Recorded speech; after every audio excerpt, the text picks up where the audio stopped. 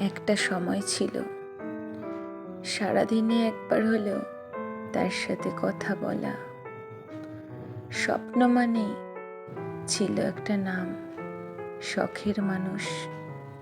সে ছিল জীবনের সবচেয়ে সুন্দর একটা অধ্যায়।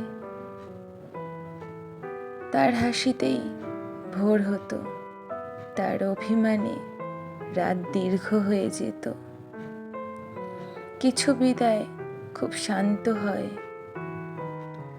সেখানে চিৎকার থাকে না, কোনো অভিযোগও থাকে না। শুধু দুজন মানুষ ধীরে ধীরে দূরে সরে যায়।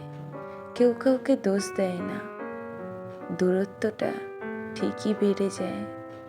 এমন বিদায় চোখ ভিজে যায় ঠিকই, কিন্তু কান্না শব্দটা বাইরে আসে না।